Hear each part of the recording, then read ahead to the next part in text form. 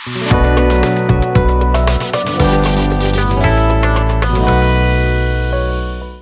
हैं आप सब लोग? आई होप आप सब अच्छे होंगे। आज लेके आए हैं कुछ इम्पोर्टेंट MCQ जो कि रिलेटेड है आपके chapter financial statement of A company. तो जो फाइनेंशियल स्टेटमेंट है कंपनी के, वो आप लोगों ने पढ़े ही होंगे कि कौन कौन से होते हैं। फाइनेंशियल स्टेटमेंट ऑफ कंपनी में अपन बनाते हैं balance sheet, profit and loss account, cash flow statement. तो इन सब से रिलेटेड कुछ इम्पोर्टेंट MCQ है, उनके बारे में देखेंगे। तो चलिए शुरू करते हैं। फर्स्ट जो MCQ है वो है share capital is shown in balance sheet under the head, कि जो शेयर कैपिटल है वो बैलेंस शीट के किस हेड में दिखाया जाता है। फर्स्ट ऑप्शन दे रखा ऑथराइज्ड कैपिटल, सेकंड है इश्यूड कैपिटल, या फिर पेड अप कैपिटल, या फिर शेयर होल्डर फंड में। तो आपको पता होगा कि जब बैलेंस शीट में ऊपर ही ऊपर क्या आता है, शेयर होल्डर फंड आता है। शेयर होल्डर फंड के अंडर में आपका आता है ऑथराइज्ड कैपिटल आती है,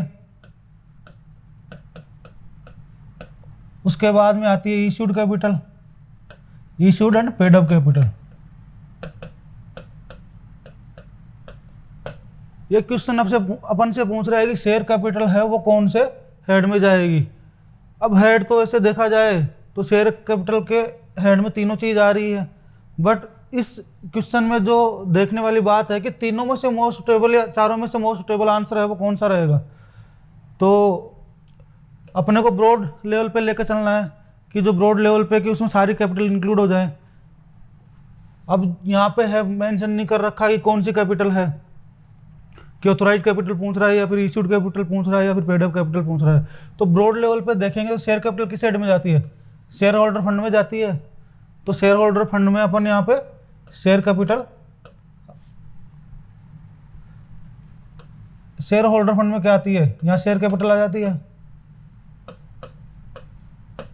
और जब शेयर कैपिटल का नोट्स टू अकाउंट्स बनाएंगे, शेयर कैपिटल का जब अपन नोट्स टू अकाउंट्स बनाते हैं उस टाइम पे यहाँ बाइफरकेट करते हैं अपन कि ऑथराइज्ड कैपिटल आ जाती है, then issued and paid up capital आ जाती है। तो अपने को अगर पूछ रहा है कि शेयर कैपिटल कहाँ जाती है, तो शेयर कैपिटल तो जाती है शेयर होल्डर फंड में। और जो ऑथराइज्ड कैपिटल, इश्यूड कैपिटल और ये पेड अप कैपिटल, ये पार्ट होता है शेयर कैपिटल का, जो कि नोट्स टू अकाउंट्स में दिखाया जाता है। तो इस क्वेश्चन का जो राइट आंसर रहेगा वो क्या रहेगा, शेयर होल्डर फंड, कि शेयर होल्डर फंड का ही पार्ट है शेयर कैपिटल। तो then second question, the prescribe from the balance sheet given in the schedule. ये फ्रॉम नहीं है, ये फॉरम है, कि जो बैलेंस शीट का जिस फॉर्म में बनाया जाता है वो फॉर्म कौन से शेड्यूल में प्रिस्क्राइब किया गया है। तो कंपनीज एक्ट 2013 है, कंपनीज एक्ट 2013 के शेड्यूल थर्ड है, उसमें प्रिस्क्राइब किया गया है इन फॉर्म्स को, जिसमें कि शेड्यूल थर्ड में बैलेंस शीट को भी प्रिस्क्राइब किया गया और P&L को भी करा गया है। अब जो बैलेंस शीट को करा गया है, प्रिस्क्राइब किया गया पार्ट 1 में, और जो प्रॉफिट एंड लॉस अकाउंट है उसको शेड्यूल थर्ड के पार्ट 2 में प्रिस्क्राइब किया गया है। तो यहाँ पे अपन से पूछ रहा है ओनली बैलेंस शीट, कि बैलेंस शीट को कौन से फॉर्म में किया गया है। तो ऑप्शन दे रखा है फोर्थ पार्ट, और मतलब शेड्यूल 4 और पार्ट 1, या फिर शेड्यूल 6 या पार्ट 1, या फिर शेड्यूल 6 पार्ट 2, या फिर शेड्यूल 3 पार्ट 1, या फिर शेड्यूल 3 पार्ट 2। तो शेड्यूल 3 पार्ट 2 में क्या किया गया, प्रॉफिट एंड लॉस अकाउंट को किया गया है, और शेड्यूल 3 पार्ट 1 में किसको किया गया है, बैलेंस शीट को। तो राइट आंसर कौन सा होगा, सी ऑप्शन इस क्वेश्चन का राइट आंसर होगा। अगले वाला क्वेश्चन क्या बोल रहा है, which section of the companies act 2013 required that the balance sheet to be prepared in prescribed form, कि कंपनीज एक्ट 2013 का कौन सा सेक्शन ये बोलता है कि जो बैलेंस शीट है वो प्रिपेयर करी जाएगी एक प्रिस्क्राइब फॉर्म में। प्रिस्क्राइब फॉर्म अपन देख चुके हैं पहले वाले क्वेश्चन में, बैलेंस शीट के लिए कौन सा करा गया था, शेड्यूल 3 पार्ट 1 था।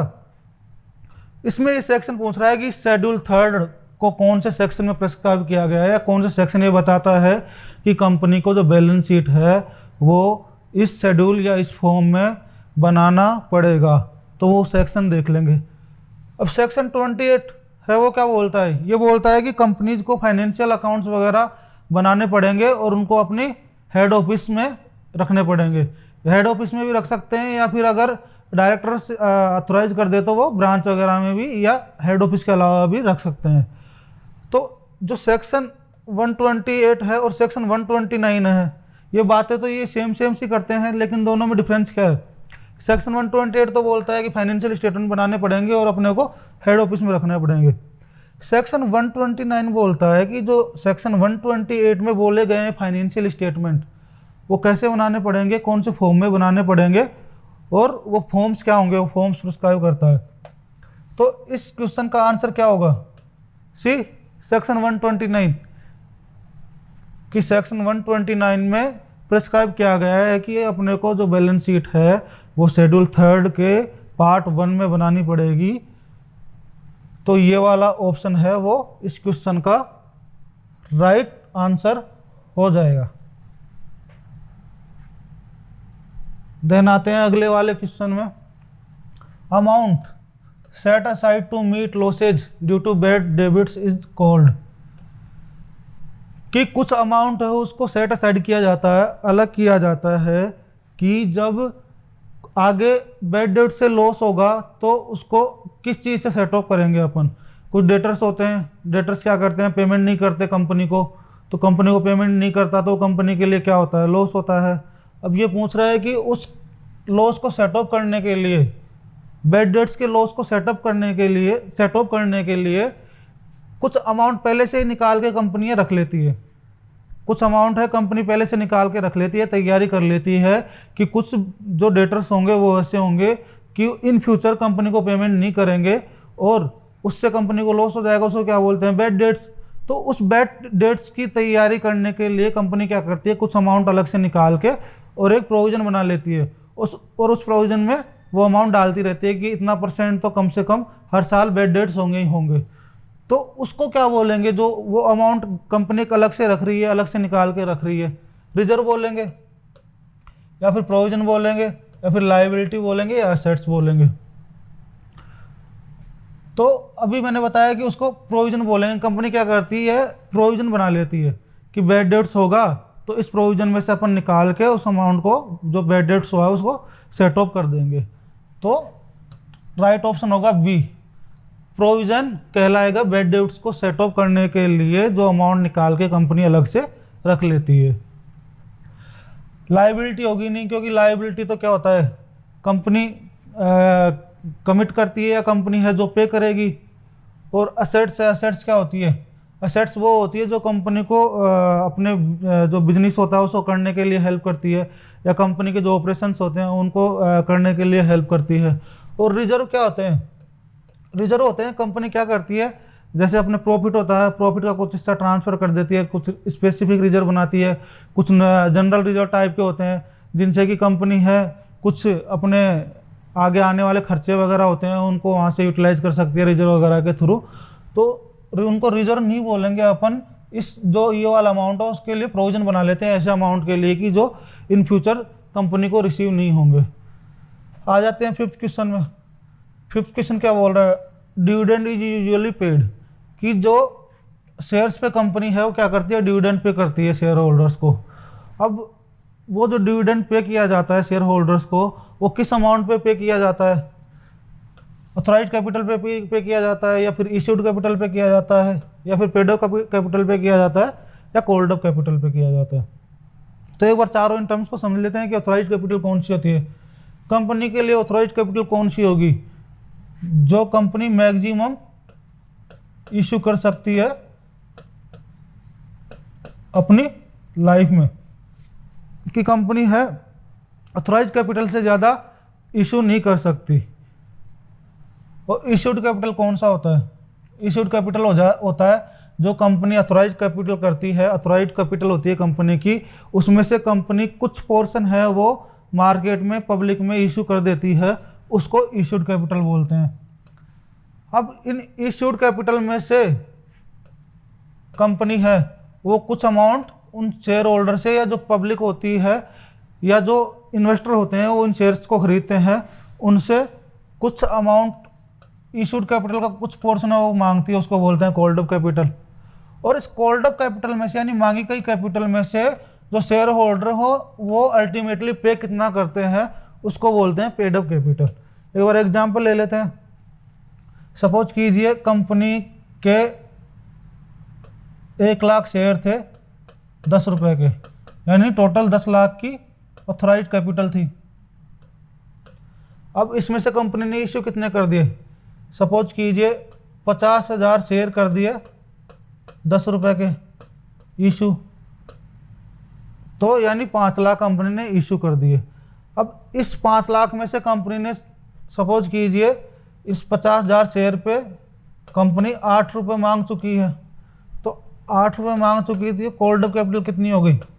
4 लाख रुपये। और इन 4 लाख में से भी ये जो 50,000 शेयर होल्डर थे इनमें से भी कुछ ने अमाउंट पेमेंट नहीं करा। सपोज कीजिए इन 50,000 शेयर में से ओनली शेयर होल्डर में से ओनली 40,000 शेयर होल्डर ने पे करा 8 रुपये के हिसाब से, तो कितना हो गया? 3,20,000 रुपये। या इसको यूँ कह सकते हैं कि पूरे शेयर हैं वो अपन 50,000 के ले लेते हैं, शेयर हैं वो यहाँ पे 50,000 के ले लेते हैं, और कंपनी है वो शेयर होल्डर है कंपनी को कितने 6 लाख रुपए पे कर रहे हैं, तो 3 लाख रुपए कंपनी को रिसीव हुए हैं।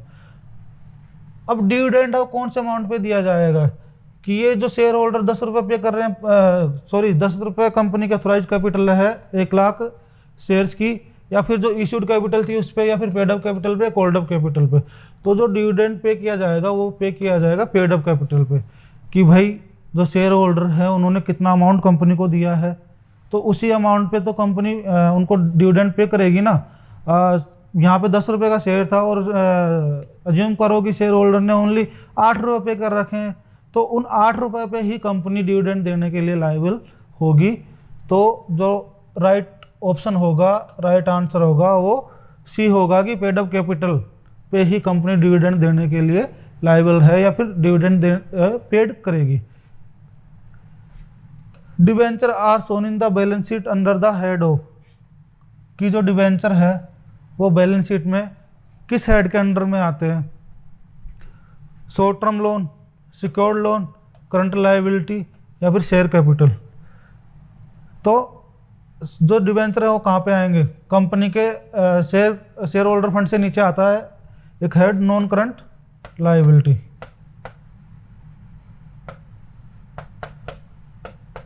नॉन करंट लायबिलिटी यहाँ पे आता है लॉन्ग टर्म बोरोइंग्स।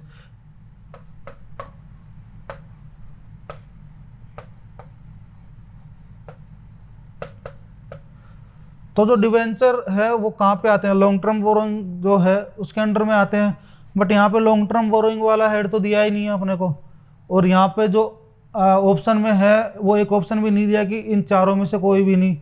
तो इसमें से जो मोस्ट सुटेबल ऑप्शन होगा वो अपन देखेंगे कि शॉर्ट टर्म लोन और डिवेंचर होते हैं वो शॉर्ट टर्म लोन तो होते नहीं हैं। शॉर्ट टर्म लोन तो कौन से होते हैं कि जो कंपनी बैलेंस शीट डेट से अगले 12 महीने में या कम पीरियड के लिए लेती है, उनको शॉर्ट टर्म लोन बोलते हैं। सिक्योर्ड लोन कौन से होते हैं? सिक्योर्ड लोन वो होते हैं कि जो कंपनी है उसके लिए कुछ ना कुछ सिक्योरिटी देती है जिनसे लोन लेती है। करंट लायबिलिटी कौन सी होती है? करंट लायबिलिटी वो होती है कि जो कंपनी बैलेंस शीट डेट के अगले 12 महीनों में पे कर देगी। और शेयर कैपिटल, ये तो कंपनी की शेयर कैपिटल दे ही चुके हैं अपन। तो अब इसमें जो मोस्ट सुटेबल लग रहा है ऑप्शन वो कौन सा लग रहा है? सिक्योर्ड लोन लग रहा है कि कंपनी है वो डिवेंचर को कहाँ पे शो करेगी?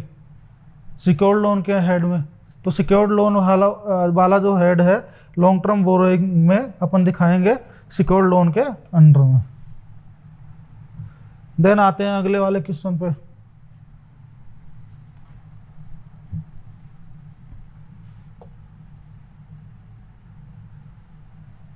Security premium account is shown on the liability side in the balance sheet under the head. कि सिक्योरिटी प्रीमियम अकाउंट है वो बैलेंस शीट के कौन से हेड में दिखाया जाता है, और लायबिलिटी साइड में इन्होंने दे रखा है कि लायबिलिटी साइड में दिखाया जाएगा, लेकिन लायबिलिटी साइड में भी कौन से हेड में दिखाया जाएगा। तो होता क्या है, शेयर होल्डर फंड हेड होता है कंपनी का। इसमें कंपनी क्या करती है, फर्स्ट दिखाती है शेयर कैपिटल, देन दिखाती है reserve and surplus, reserve and surplus. अब जब ये रिजर्व एंड सरप्लस का नोट्स टू अकाउंट्स बनाए जाएंगे, उस टाइम पे यहाँ पे बहुत सारे हेड, बहुत सारे अपने रिजर्व आ जाते हैं कि जनरल रिजर्व हो गया, कैपिटल रिजर्व हो गया और सिक्योरिटी प्रीमियम हो गया। तो ये सारे कहाँ पे आते हैं, रिजर्व एंड सरप्लस में। ऑप्शन में आ रखा है reserve and surplus, right answer तो ये हो जाएगा ये। करंट लायबिलिटी एंड प्रोविजन में जाएगा नहीं, शेयर कैपिटल में जाएगा नहीं, कंटिजेंट लायबिलिटी में जाएगा नहीं, तो राइट ऑप्शन कौन सा है, ए। रिजर्व एंड सरप्लस में सिक्योरिटी एंड प्रीमियम अकाउंट को दिखाते हैं। Which of the following assets is not shown under the fixed assets, under the head fixed assets in the balance sheet?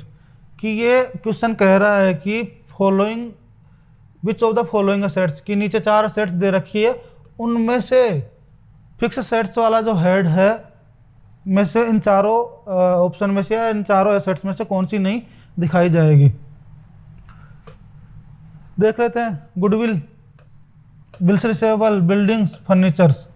अब फिक्स असेट्स होती कौन सी है, कंपनी दिखाती है नॉन करंट असेट्स में,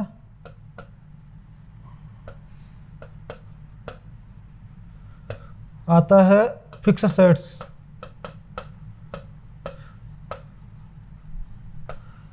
फिक्स असेट्स में क्या आते हैं कंपनी के, लैंड एंड बिल्डिंग आ जाती है, फर्नीचर्स आ जाते हैं, मशीनरी आ जाती है, प्लांट आ जाता है, गुडविल, गुडविल इंटेंजिबल असेट्स भी फिक्स असेट्स में आ जाती है, गुडविल हो गई, ट्रेडमार्क हो गया, पेटेंट वगैरह हो गया, ये सब आपके फिक्स असेट्स में आ जाता है।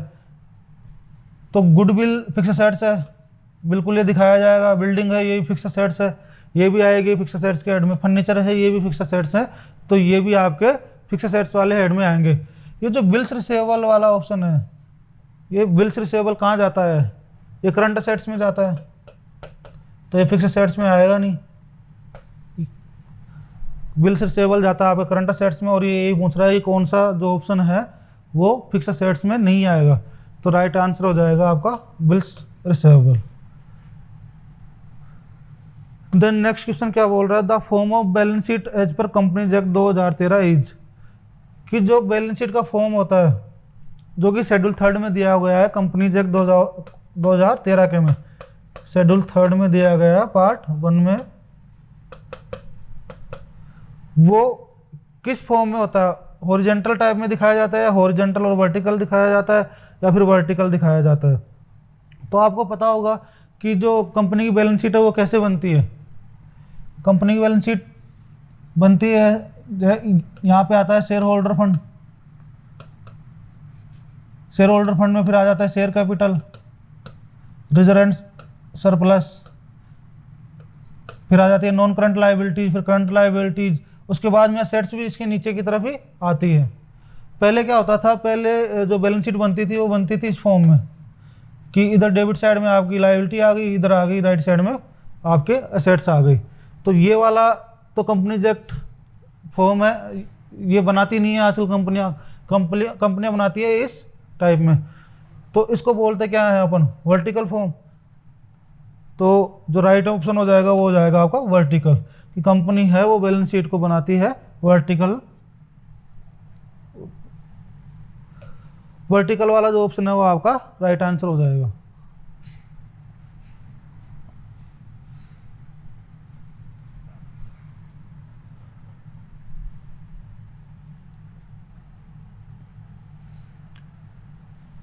Goodwill of A company shown on the set side of the balance sheet under the head. ये क्वेश्चन पूछ रहा है कि जो गुडविल है वो असेट साइड में किस हेड के अंडर में आती है बैलेंस शीट में? तो ऑप्शन दे रखा current assets, non current assets, miscellaneous expenditure, none of these, इन तीनों में से कोई नहीं। तो गुडविल कहाँ आती है? नॉन करंट असेट्स वाला जो हेड होता है, नॉन करंट असेट्स वाला जो हेड होता है उसमें क्या आती है? फिक्स असेट्स आ जाती है।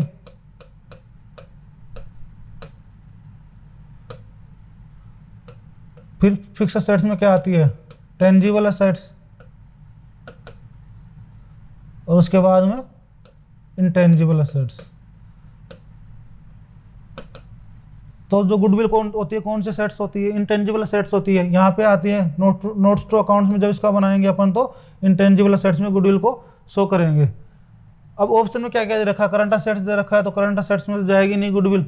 नॉन करंट असेट्स दे रखा है, तो जो नॉन करंट असेट्स वाला हेड है उसमें गुडविल को अपन शो कर देंगे। तो बी वाला जो ऑप्शन है वो आपका राइट आंसर होगा।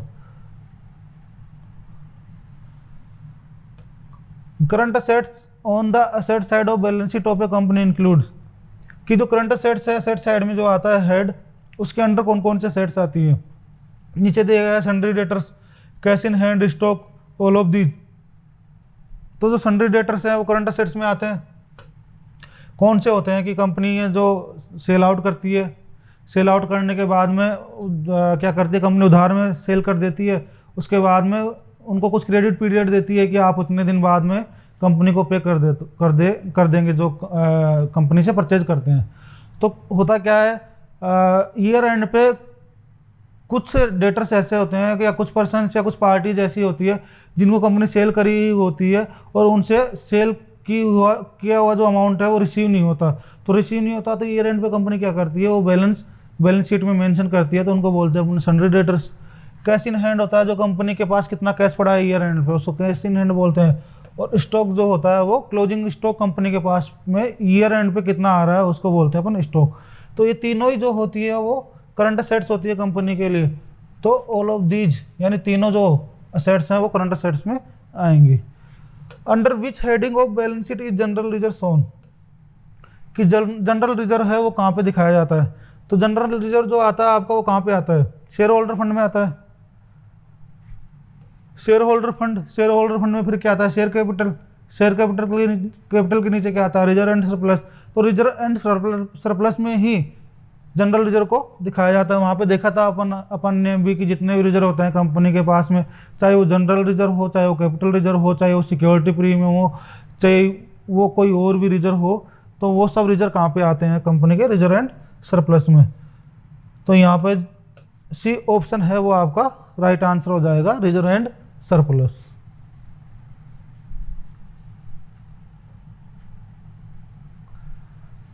देन अगला question, which of the following is not a part of financial statement of company, कि ये जो चार ऑप्शन दिए गए हैं इनमें से एक ऑप्शन है वो कंपनी के फाइनेंशियल स्टेटमेंट का पार्ट नहीं है। तो फाइनेंशियल स्टेटमेंट में कंपनी क्या क्या बनाती है? बैलेंस शीट बनाती है, दूसरा क्या बनाती है? प्रॉफिट एंड लॉस अकाउंट बनाती है, तीसरा क्या बनाती है? कैश फ्लो स्टेटमेंट बनाती है, उसके अलावा फंड फ्लो स्टेटमेंट भी बनता है। तो यहाँ पे देख लेते हैं क्या क्या ऑप्शन दिया है। प्रॉफिट एंड लॉस अकाउंट बिल्कुल फाइनेंशियल स्टेटमेंट में आता है। बैलेंस शीट भी फाइनेंशियल स्टेटमेंट में बनाना पड़ता है।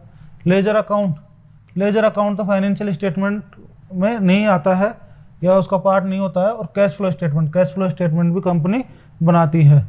तो जो लेजर अकाउंट है वो फाइनेंशियल स्टेटमेंट का पार्ट नहीं है, बाकी ये है अकाउंटिंग प्रोसेस का पार्ट है कि जब कंपनी अकाउंटिंग करती है तो पहले जनरल एंट्री करेगी, फिर कंपनी उसका लेजर ओपन करेगी और लेजर अकाउंट ओपन करके उसमें पोस्टिंग करेगी। तो ये अकाउंटिंग का पार्ट है, ना कि फाइनेंशियल स्टेटमेंट का। तो सी जो ऑप्शन है वो राइट आंसर हो जाएगा। फाइनेंशियल स्टेटमेंट जो फाइनेंशियल स्टेटमेंट होते हैं वो एंटिसिपेटेड फैक्ट्स होते हैं या रिकॉर्डेड फैक्ट्स होते हैं या एस्टिमेटेड फैक्ट्स होते हैं। तो फाइनेंशियल स्टेटमेंट क्या होता है? रिकॉर्डेड फैक्ट्स होते हैं, क्योंकि कंपनी क्या करती है, कुछ ट्रांजैक्शन वगैरह करती है, उन ट्रांजैक्शन वगैरह को कंपनी फिर रिकॉर्ड करती है। रिकॉर्ड करने के लिए सबसे पहले जर्नल एंट्री करती है, फिर उनकी लेजर अकाउंट क्रिएट करती है, उन्हें पोस्टिंग करती है, उसके बाद में ट्रायल बैलेंस वगैरह, फिर फाइनेंशियल स्टेटमेंट में बैलेंस शीट P&L वगैरह बनाती है। तो ये रिकॉर्डेड फैक्ट्स पे बनाती है।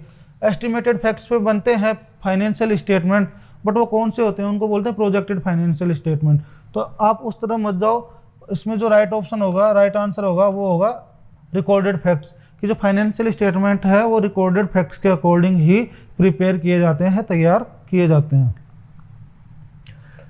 देन 15 क्वेश्चन क्या बोल रहा है, contingent liabilities are exhibited under the heading, कि कंटिजेंट लायबिलिटी होती है, कौन सी होती है कंटिजेंट लायबिलिटी। कंटिजेंट लायबिलिटी ऐसी होती है कि उन लायबिलिटी के पे करने के लिए कंपनी मतलब उन लायबिलिटी को पे करने के लिए जिम्मेदार हो भी सकती है, रेस्पॉन्सिबल हो भी सकती है, नहीं भी हो सकती। यानी वो लायबिलिटी ऐसी होती है जो इन फ्यूचर कंपनी पे कर सकती है या कंपनी को पे करना नहीं पड़ेगा। कुछ लायबिलिटीज़ ऐसी होती है कि जैसे सपोज कीजिए कंपनी ने किसी के साथ कॉन्ट्रैक्ट किया 100 करोड़ रुपए का। अब जो दूसरी पार्टी है वो ये कंडीशन रखती है, अगर ये कॉन्ट्रैक्ट कंप्लीट नहीं किया कंपनी ने तो कंपनी के ऊपर 10 करोड़ की पेनल्टी लगाई जाएगी। अब ये जो 10 करोड़ का अमाउंट है कि 10 करोड़ की पेनल्टी लगाई जाएगी, तो ये कंपनी के लिए कंटिजेंट लायबिलिटी है। कंटिजेंट लायबिलिटी कैसी है कि अगर कंपनी ने वो कॉन्ट्रैक्ट उस पार्टी के साथ में पूरा कर दिया तो कंपनी के लिए 10 करोड़ पे करने की लायबिलिटी नहीं आएगी। और सपोज कीजिए कंपनी ये कॉन्ट्रैक्ट है 100 करोड़ रुपए का, ये पूरा नहीं करती है या फिर इसको तोड़ देती है कॉन्ट्रैक्ट को, तो उस केस में क्या होगा, कंपनी के ऊपर 10 करोड़ की लायबिलिटी आ जाएगी पे करने की। तो ये वाला जो अमाउंट है ये होता है कंटिजेंट लायबिलिटी, कि वो कंपनी के लिए संदिग्ध होता है, कंफर्म लायबिलिटी नहीं होती है कि इन फ्यूचर कंपनी को पे करना पड़ेगा या नहीं करना पड़ेगा। तो ये क्वेश्चन पूछ रहा है कि इस वाली लायबिलिटी को कंपनी कहाँ पे एग्जीक्यूट करेगी, कहाँ पे शो करेगी, कौन सी हेडिंग में शो करेगी। तो एक बार ऑप्शन देख लेते हैं कौन कौन से हैं। फिक्स लायबिलिटी, करंट लायबिलिटीज या एज ए फुट नोट। तो कंपनी ना तो फिक्स लायबिलिटीज में दिखाएगी ना करंट लायबिलिटीज में दिखाएगी। अब ये कंपनी के लिए लायबिलिटी हो भी सकती है पे करने की, आ भी सकती है कंपनी के ऊपर, नहीं भी आ सकती है। तो कंपनी क्या करेगी कि इसको रिपोर्ट तो करना पड़ेगा, जो कंपनी के ओनर होते हैं, शेयर होल्डर वगैरह, उनको बताना तो पड़ेगा ही कंपनी के ऊपर ये लायबिलिटी इन फ्यूचर आ सकती है। तो उसको कंपनी बैलेंस शीट में तो शो करेगी नहीं, उसको क्या करेगी, बैलेंस शीट बनाती है कंपनी, उसके नीचे एक फुट नोट दे देती है।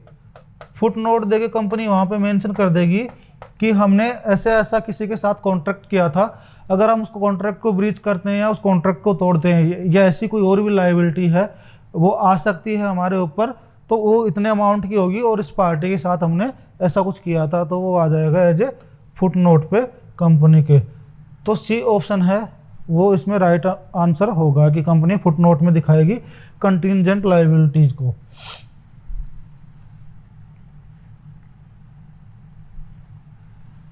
Patents and copyrights fall under the category. तो ये पेटेंट्स एंड जो कॉपीराइट होते हैं ये क्या होते हैं, इंटेंजिबल असेट्स होते हैं कंपनी के लिए।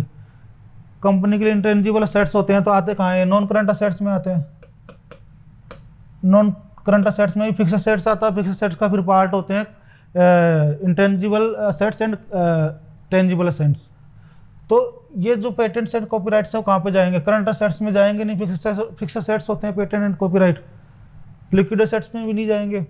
तो इंटेंजिबल असेट्स यहाँ पे अपने को ऑप्शन दे रखा है, तो कॉपीराइट, पेटेंट, ये गुडविल वगैरह ये सब कंपनी के लिए इंटेंजिबल असेट्स होती है और ये इंटेंजिबल असेट्स में ही कंपनी शो करेगी। तो सी ऑप्शन इसमें राइट आंसर हो जाएगा। Debit balance of profit and loss statement will be shown. अब कई बार क्या होता है कि जो कुछ कंपनियां होती है, लॉस मेकिंग कंपनियां होती है, तो उनको प्रॉफिट होता नहीं है, उनको लॉस होता रहता है। तो लॉस जो होता रहता है उसको क्या बोलते हैं, डेबिट बैलेंस ऑफ P&L बोलते हैं, कि यानी उनका जो डेबिट साइड का टोटल है वो ज़्यादा आ रहा है, क्रेडिट साइड का टोटल है वो कम आ रहा है। उसको ऐसे ही बोल सकते हैं कि कंपनी की जो खर्चे हैं वो ज़्यादा हो रहे हैं और जो इनकम है वो कम हो रही है। तो कंपनी का डेबिट बैलेंस है यानी कंपनी को लॉस हो रहा है, तो उस अमाउंट का कंपनी क्या ट्रीटमेंट करेगी कि डेबिट बैलेंस है प्रॉफिट एंड लॉस स्टेटमेंट का, वो कहाँ पे शो होगा, asset side of balance sheet में या फिर liability side of balance sheet में या under the head reserve and surplus में या under the head reserve and surplus as negative item. तो अब इसमें थोड़ा सा ट्रिकी क्वेश्चन है, थोड़ा सा इसमें कन्फ्यूजन वाला मैटर है कि जाने को तो लायबिलिटी साइड में भी जाएगा, तो अपन ये थोड़ा ना है कि ये आंसर इसमें राइट हो जाएगा। राइट आंसर तो ये भी है कि लायबिलिटी साइड जाएगा, वैसी बात। अब ये आंसर भी सही है कि under the head reserve and surplus में भी जाएगा, क्योंकि जो डेबिट बैलेंस होता है उसको क्या करते हैं अपन, रिजर्व एंड सरप्लस में से उस अमाउंट को लेस करके दिखा देते हैं। सपोज ये करंट ईयर में लॉस हुआ है, तो रिजर्व एंड सरप्लस का जो टोटल अमाउंट आ रहा है उसमें से अपन इस ईयर में जो लॉस हो रहा है, जो डेबिट बैलेंस है P&L का, उसको लेस करके दिखा देते हैं। तो ये वाला ऑप्शन भी वैसे तो राइट है, ये भी राइट है और ये भी राइट है, under the head reserve and surplus as a negative item. But इन तीनों में से जो सबसे सुटेबल होगा वो ऑप्शन इसका राइट आंसर होगा। तो जो डी है, डी ऑप्शन है वो आपका राइट आंसर होगा। क्या करते हैं अपन, रिजर्व एंड सरप्लस में से उसको नेगेटिव आइटम के रूप में दिखाते हैं, यानी लेस करके दिखाते हैं। Preliminary expenses are shown in the balance sheet under the head, कि जो प्रिलिमिनरी एक्सपेंसेज होते हैं, प्रिलिमिनरी एक्सपेंसेज होते कौन से हैं? प्रिलिमिनरी एक्सपेंसेज वो होते हैं जब कंपनी अपने आप को फॉर्म करती है, अपने आप को इनकॉर्पोरेट करती है, अपने आप को बनाती है, तो उस टाइम पे कंपनी को कुछ खर्चे करने पड़ते हैं। कुछ लीगल खर्चे होते हैं, कुछ ड्राफ्टिंग के खर्चे होते हैं, तो बहुत सारे खर्चे ऐसे होते हैं कंपनी को उस टाइम पे करने पड़ते हैं। तो उन खर्चों को क्या बोलते हैं, प्रिलिमिनरी एक्सपेंसेज बोलते हैं। तो इन प्रिलिमिनरी एक्सपेंसेज का कंपनी क्या ट्रीटमेंट करेगी, कहाँ पे शो करेगी? तो अपन ने पढ़ा था कि ये प्रिलिमिनरी एक्सपेंसेज है, जब सिक्योरिटी प्रीमियम आया था तो सिक्योरिटी प्रीमियम में से कुछ अमाउंट को अपन सेट ऑफ कर सकते हैं या वहाँ से राइट ऑफ कर सकते हैं। तो अपन ने देखा था कि सिक्योरिटी प्रीमियम के अमाउंट से इस प्रिलिमिनरी एक्सपेंसेज को अपन राइट ऑफ कर सकते हैं। ऑप्शन देख लेते हैं एक बार। Non current assets, non current assets से होगी नहीं, करंट असेट्स भी नहीं होगी, नॉन करंट लायबिलिटीज भी नहीं होगी। इसमें यह आपको दिख नहीं रहा होगा,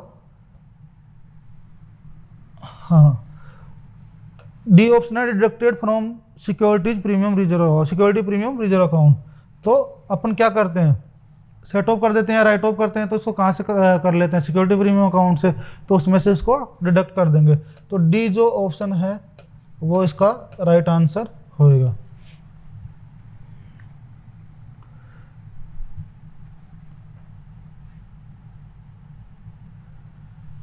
फाइनेंशियल स्टेटमेंट डिस्क्लोज, कि जो फाइनेंशियल स्टेटमेंट है वो क्या डिस्क्लोज करते हैं? ए ऑप्शन है monetary information, qualitative information, non monetary information या ऑल ऑफ द अबव।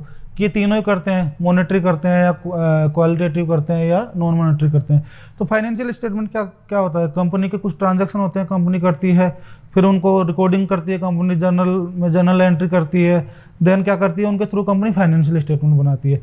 अब इसमें कंपनी क्या करती है, ओनली मॉनेटरी या फाइनेंशियल जो होते हैं अमाउंट, उन्हीं को कंपनी यहाँ पे दिखाती है।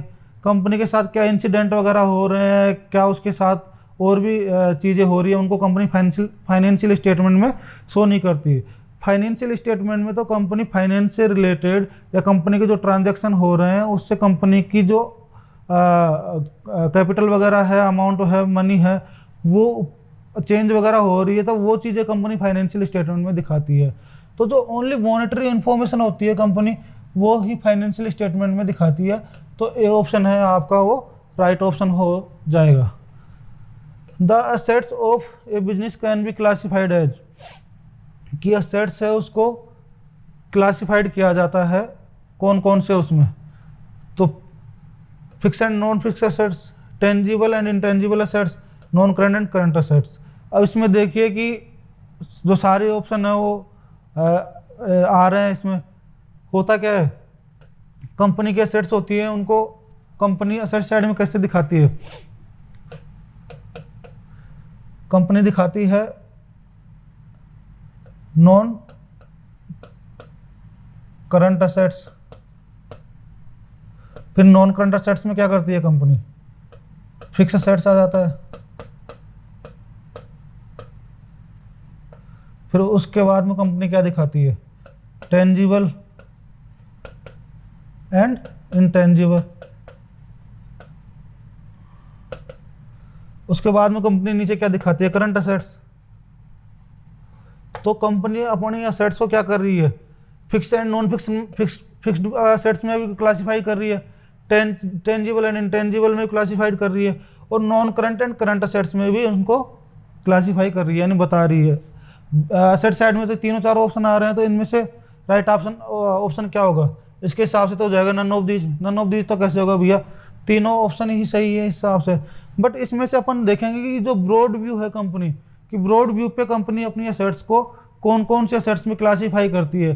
तो ब्रॉड व्यू में देखा जाए तो कंपनी कौन से उसमें टाइप में उनको क्लासीफाई कर रही है, नॉन करंट पे कर रही है और करंट एसेट्स में कर रही है। तो जो राइट ऑप्शन होगा वो होगा आपका non current and current assets. Then अगला question, an annual report issued by a company. Company क्या करती है ईयर एंड पे जब अपने फाइनेंशियल स्टेटमेंट वगैरह बनाती है, उसके साथ में कंपनी का एनुअल रिपोर्ट ही बनाती है कि कंपनी ने कौन कौन से ट्रांजैक्शन करे हैं, इस बार कितना प्रॉफिट कमाया है। उसके लिए कंपनी एक पूरी रिपोर्ट प्रिपेयर करती है, और वो रिपोर्ट जो प्रिपेयर करती है वो किसको देती है कंपनी, किसके लिए इश्यू करती है कंपनी, ये क्वेश्चन है, ये पूछ रहा है इसके बारे में। तो कंपनी ये जो रिपोर्ट तैयार करती है वो तैयार करती है कंपनी के जो मालिक होते हैं, कि कंपनी के मालिकों को है, कंपनी बताएगी कि मैंने इस साल में इतना प्रॉफिट किया है, या ये ट्रांजैक्शन करे हैं, या मैंने रिलेटेड पार्टी के साथ में कौन कौन से ट्रांजैक्शन करे हैं, या जो सारी डिटेल है कंपनी उसके बारे में इस रिपोर्ट में बताती है। तो कंपनी अपने मालिकों को बता रही है कि कंपनी के जो ओनर है उनको बता रही है कि मैंने ये चीज़ें करी है साल भर में। अब कंपनी के जो ओनर होते हैं वो कौन होते हैं? कंपनी के ओनर होते हैं शेयर होल्डर। तो शेयर होल्डर के लिए कंपनी ये रिपोर्ट तैयार करती है। तो सी ऑप्शन है वो आपका राइट आंसर हो जाएगा। तो ये कुछ क्वेश्चन थे, आगे आने वाले लेक्चर में और भी क्वेश्चन देखेंगे। ये जो क्वेश्चन अपन ने डिस्कस किए हैं तो ये आपको कैसे लगे कमेंट करके ज़रूर बताएं, और जिस क्वेश्चन में आपको डाउट हो या कुछ भी कन्फ्यूजन हो उसके बारे में भी आप कमेंट करके ज़रूर बताएं। और आगे आने वाली क्लासेज में अपन देखेंगे और भी बहुत सारे MCQ, तो बने रहिए आप। Thank you so much.